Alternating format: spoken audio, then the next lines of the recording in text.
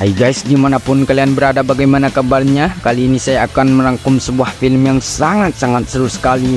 Dimana film yang bakal gua bahas kali ini diisi dengan ending yang bakal membuat sempak kalian sobek dan pasti membuat jiwa adrenalin kalian bangun. Namun sebelum kita mulai ceritanya, akan saya ingatkan pada kalian kaum penasaran yang sudah berkumpul, mari kencangkan sabuknya, katakan dengan lantang dan penuh emosi, 1, 2, 3, lanjut, cero.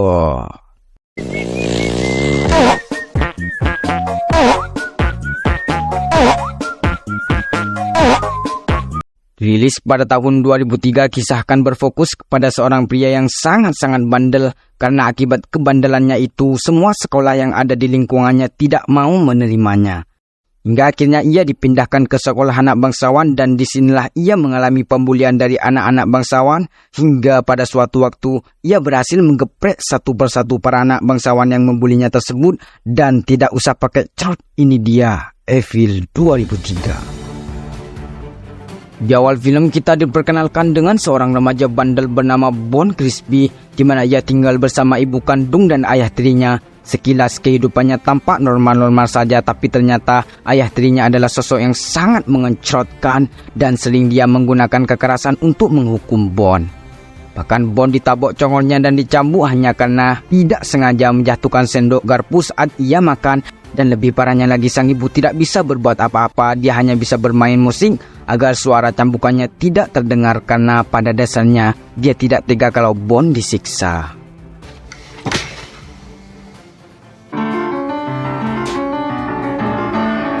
Akibat ayah tirinya yang mengencrotkan, Bon selalu melampiaskan rasa sakitnya dengan cara berbuaku hantam di sekolahnya. Bahkan Bon dikenal sebagai berandalan yang sangat kejam, brutal, dan menakutkan. Terbukti dengan adegan ini di mana Bon menghajar lawannya sampai piok, bonyok, dan berdarah-darah.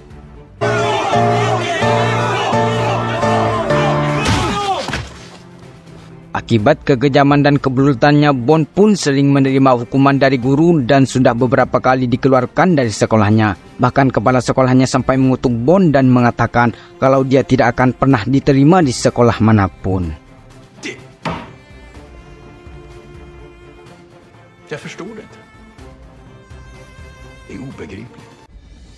Singkat cerita, Bon pun pulang dari sekolah dan ketika ia sampai di rumahnya, Bon pun terherman-herman melihat ibunya yang menjual beberapa barang antik. Selain itu, sang ibu juga kedatangan tamu bernama Said yang merupakan seorang pengacara sekaligus teman baik ayah kandung Bon.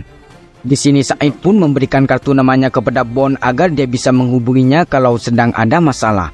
Setelah Said pergi, Bon diajak merokok bareng oleh ibunya sambil membahas tentang sekolah baru Bon yang ternyata ibunya telah mendaftarkan Bon ke sekolah asrama khusus laki-laki yang sangat bagus. Ibunya berkata kalau ia ingin yang terbaik untuk Bon dan Bon harus lulus sekolah dengan baik karena sang ibu tidak ingin anaknya jadi kudet. Dan ada satu pesan lagi dari ibunya Bon di mana pesan itu berbunyi, jangan rela jatuh hanya karena seseorang, ingat orang tuamu susah payah mengajarkanmu untuk berdiri. Du ska börja ny skola. Det är ett internat. Singkat cerita, Bon pun berangkat ke sekolah barunya yang berjarak cukup jauh dari rumahnya. Sesampainya di sana, Bon melihat ada banyak orang kaya yang bersekolah di asrama tersebut. Tak lama kemudian, Bon disambut oleh siswa bernama Sulaiman atau yang lebih dikenal dengan panggilan Mansu. Dia adalah ketua dewan murid atau kalau di negeri Konoha kita mirip dengan OSIS. Bedanya dewan murid di film ini hanya memiliki anggota dari kalangan bangsawan. Han är socialdemokrat. Verkar ju bra som helst. Ja, de säger det. Setelah selesai menunjukkan semua fasilitas sekolah, Mansu pun mempersilahkan Bon untuk beristirahat di kamarnya. Bon lalu berkenalan dengan teman sekamarnya yang bernama Deman. Dia adalah murid yang paling berprestasi di sekolah ini dan selalu mendapatkan nilai yang bagus. Bon dan Deman pun cepat akrab karena sama-sama suka selawatan. Du då? Gissa. Jag börjar gråta varje gång jag ser den. Singkat cerita, waktu makan pun tiba, terlihat tempat duduk mereka diatur sesuai dengan status sosial masing-masing, di mana murid yang kaya raya akan mendapatkan tempat duduk yang lebih bagus dan juga makanan yang lebih enak seperti soto unta dan nasi padang. Sedangkan untuk murid yang miskin seperti Bon, mereka harus duduk di bangku plastik dan hanya dikasih tumis cicak tanpa kuah. Dan pada saat makan malam itu pun Bond berkenalan dengan teman-teman sekelasnya yang sama-sama berasal dari keluarga yang miskin. Jo, men inte alla. Man blandar oss som lär i klass. Selesai makan malam, Deman mengajak Bond untuk ngerokok di belakang sekolah, padahal rokok dilarang keras di tempat itu. Tapi sebagai perokok yang sangat aktif, congor mereka pasti pahit kalau tidak nyetol sehabis makan. Lördag söndag kan du inte vägra. Då blir det elden. Jag tänker inte bli redigerad härifrån. Singkat cerita, setelah seharian bersekolah, tibalah waktu istirahat di mana Bond membahas pelajaran tadi bersama teman-temannya. Dan lagi-lagi Bond mengucapkan kata kasar karena dia memang suka misuh kalau sedang bersemangat. Namun Pak Ijo mendengarnya dan langsung memanggil Bond untuk dihukum. Tapi dengan santunya Bond menolak panggilan tersebut. Alhasil hal itu membuat Pak Ijo dan Mansu terlihat sangat marah kepada Bond. Hingga akhirnya mereka melampiaskan kemarahannya kepada teman sekelas Bond, di mana Mansu memukul kepalanya di depan semua murid dengan tutup botol kaca yang sangat tajam. Du vet det bättre. Kom hit.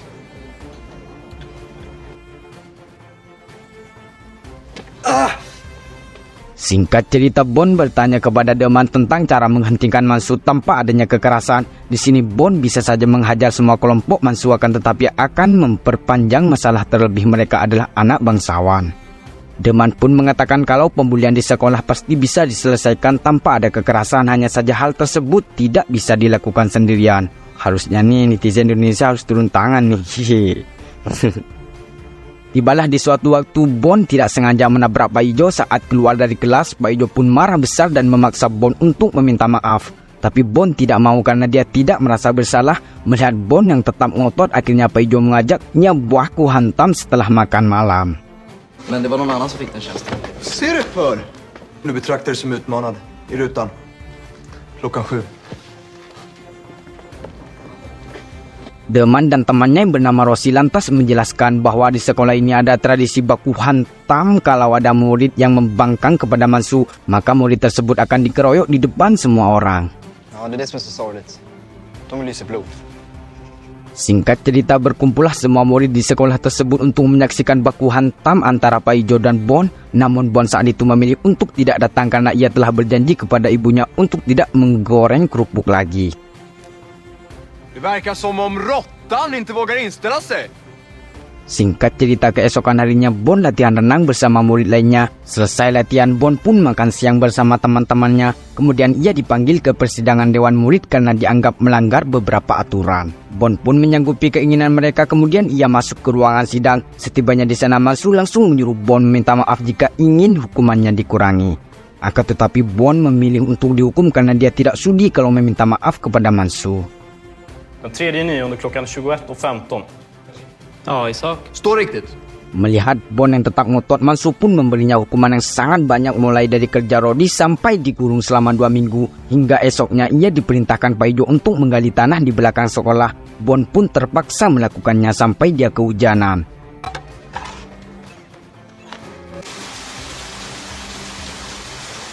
Namun ketika ia selesai menggalinya, Pak Ijo malah menyuruhnya untuk menutup kembali tanah yang sudah digali tersebut. Hingga malam pun tiba di mana Bond terlambat makan malam. Untungnya ada seorang pegawai dapur yang bernama Maria Princess Moi Moi, di mana ia memberikan sisa makanan untuk Bond agar perutnya tidak keroncongan. Maria juga sempat berbincang-bincang sebentar dengan Bond, tetapi yang namanya pegawai asrama dilarang untuk memiliki hubungan dengan para murid. Jadi Maria tidak bisa berbicara lebih lama, dan sebelum Maria pergi, Bond mengajaknya berkenalan, dan dari sini jiwa kepakboyan Bond mulai bangun. Tahan Bond, tahan. Hejdå. Vad heter du? Maria. Sejak malam itu Bond dan Maria menjadi dekat. Mereka bahkan diam-diam berpacaran dan melakukan anu-anu di belakang sekolah saat murid lain sedang tidur. Enak bener lu Bond.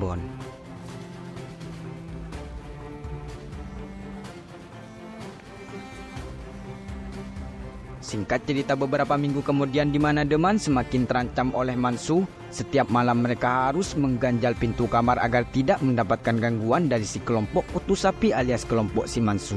Tapi alangkah sialnya mereka tatkala kelompok Mansu berhasil membobol pintu tersebut, dan parahnya lagi, Mansu dan kawan-kawan membuang kotoran mereka ke kamar Bond.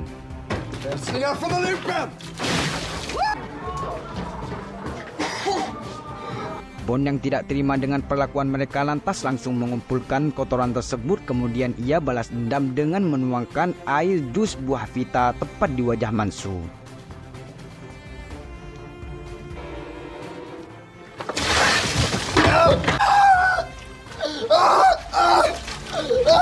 Singkat cerita, Bon kembali mengikuti kegiatan sekolah seperti biasa seakan-akan tidak pernah terjadi apa-apa.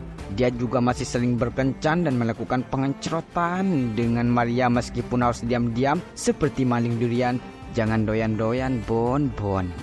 Hingga pada suatu malam, Bon mengajak Maria untuk menonton pertandingan renangnya karena dia akan mengikuti sebuah kompetisi renang paling bergensi. Dan ketika perlombaan dimulai, Bon menjadi perenang paling cepat dan bisa mengalahkan banyak lawan hingga akhirnya dia masuk ke babak final, di mana dia akan menghadapi komplotan dari Mansu dan salah satu dari mereka adalah anak dari orang yang mengadakan kompetisi tersebut. Meskipun demikian, Bon sama sekali tidak gentar dan berkat keberaniannya, Bon pun berhasil mengalahkan mereka semua dan akhirnya bisa merebut gelar juara. Setelah perlombaan selesai, Bon pun pulang ke rumah karena ujian semester telah berakhir. Bon mendapat banyak nilai yang bagus di rapotnya dan hal itu membuat ibunya sangat bangga, namun ayah tirinya tidak senang karena Bon mendapatkan nilai C untuk perlakuannya. Alhasil Bon pun dihukum cambuk walaupun nilai yang jelek hanya ada 1.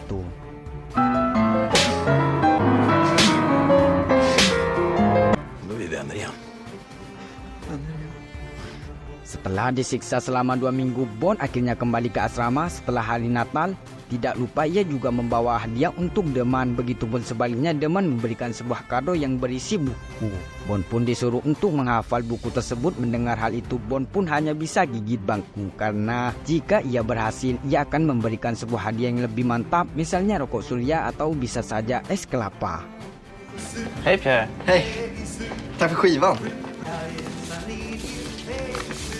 Keesokan harinya semua murid kembali mengikuti kegiatan sekolah mulai dari sarapan dan seterusnya. Dan kali ini Mansu dan Paijo tidak berani mengganggu Bon karena dia telah mengalahkan kelompoknya di lomba renang. Namun sebagai gantinya sekarang mereka jadi sering membuli Deman. Mereka akan melakukan apapun agar Deman merasa tidak nyaman. Dan yang paling mengencotkan di mana Mansu dengan santainya mengencingi tempat tidur Deman. Malamnya Bon dipanggil ke ruangan dewan murid oleh Mansu dan Paijo dan ternyata Deman sudah ada di sana dalam keadaan telanjang. Karena ketahuan merokok, Mansu dengan sengaja memanggil Bon agar dia melihat sahabatnya disiksa oleh Paijo. Paijo lantas menempelkan puntung rokok yang masih menyala di dada Deman. Karena merasa kasihan, Bon pun menawarkan diri untuk menggantikan Deman. Mendengar itu, Paijo langsung menempelkan buntut rokok tersebut ke dada Bon. Namun dia terkejut bukan main karena Bon sama sekali tidak nangis. Fimpa ditt fega jävla kräk! Med din tillåtelse inför vittnen.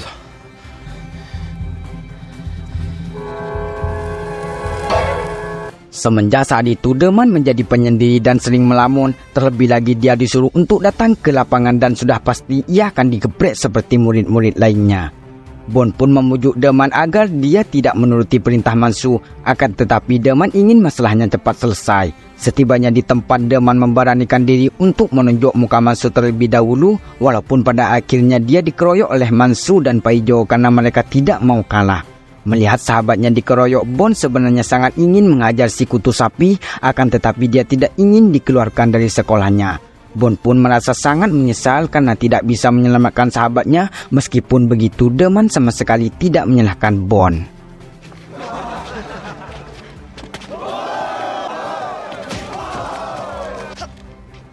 Vad kallar du mig? Va?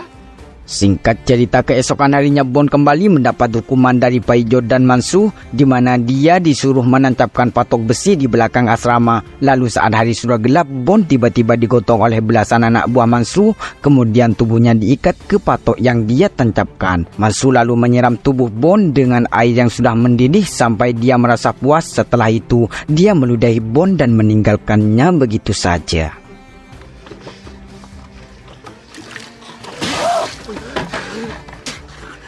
Namun untungnya Maria menyelamatkan Bon sebelum dia mati terkubur salju. Maria lalu memindahkannya ke kamar pegawai secara diam-diam dan untuk menghangatkan Bon, Maria pun mengajaknya melakukan pengencrotan lagi.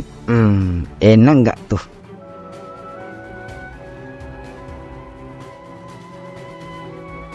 Beberapa hari kemudian Bond tiba-tiba dikejutkan dengan kepergian Deman dari asrama. Ia bahkan tidak sempat berpamitan secara langsung karena dia pergi di saat Bond tidak ada.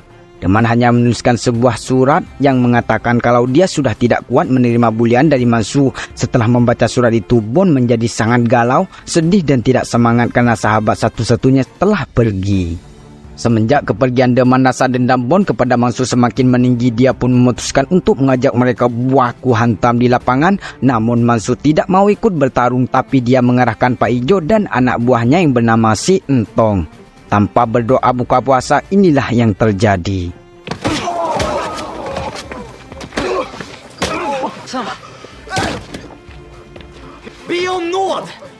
Dalam hitungan detik, Bond berhasil membuat mereka babak belur dan berdarah-darah. Selain itu, Mansu juga terlihat sangat ketakutan dan mulai menyadari kalau selama ini dia sudah salah memilih lawan. Setelah puas berbaku hantam, Bond ingin menemui Maria dan memberitahu bahwa dia telah mengajar para pembuli tersebut. Namun sayangnya Maria sudah dipecat gara-gara berpacaran dengan Bond, karena secara peraturan pegawai memang sangat-sangat diharamkan bergaul dengan para murid, apalagi Maria sudah melakukan cerot-cerot-cerot dengan Bond.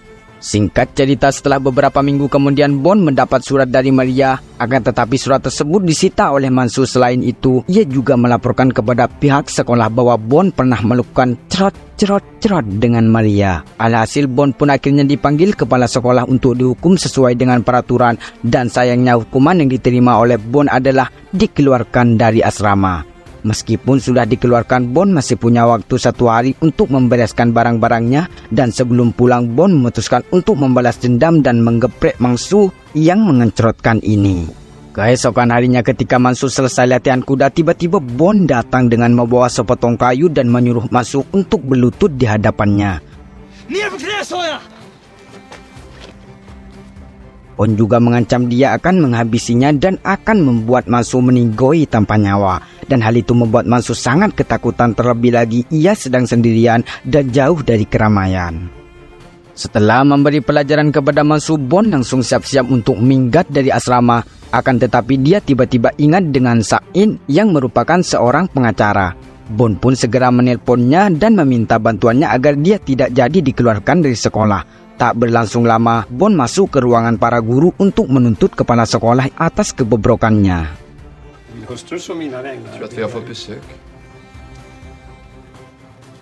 Awalnya si kepala sekolah mau mengusir Bond, namun tiba-tiba Sain pun datang sambil membawa koran. Dia lalu mengancam si kepala sekolah bahwa dia akan melaporkan seluruh kasus pembulian dan juga kinerja si kepala sekolah yang sangat-sangat tidak becus. Dia juga berniat menyebarkan semua keburukan sekolah ini di koran jika si kepala sekolah tidak mau menerima Bond lagi. Dan berkat bantuan Sain, Bond pun akhirnya tidak jadi dikeluarkan. Kan jag få tillbaka det? Singkat cerita, akhirnya Bond lulus dari sekolah yang sangat-sangat astagfirullah itu, terbebas dari orang-orang sombong seperti Mansu dan antek-anteknya. Kemudian Bond pun pulang ke rumah dan langsung disambut baik oleh ibunya. Tapi lagi-lagi ayah tirinya tidak puas dengan nilai yang ada di ijazah Bond dan seperti biasa dia ingin mencambuk punggung Bond. Namun kali ini Bond tidak diam saja, bahkan Bond mengusir si ayah jahanamnya ini. Jikalau dia tidak mau pergi, maka Bond akan mencabut bola matanya dan mematahkan tangannya. Mendengar hal itu, ayahnya pun terlihat kena mental. Vad i helvete vad är det som pågår här? Lyssna på mig! Det är slut nu! Du ska bort härifrån, fattar du det? Singkat cerita, beberapa tahun kemudian Bond bertemu lagi dengan Deman yang sudah sukses menjadi pembisnis. Sedangkan Bond dia akan bekerja di firma hukum sebagai asisten pengacara. Mereka pun saling berjabat tangan dan berjanji akan selalu menjadi sahabat, dan film pun selesai.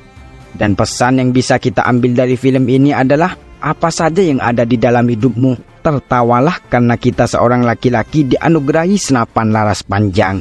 Jadi jangan pernah mengeluh ya guys ya. Dan untuk kalian yang lagi berjuang, terus semangat, semoga keinginan kalian cepat tercapai.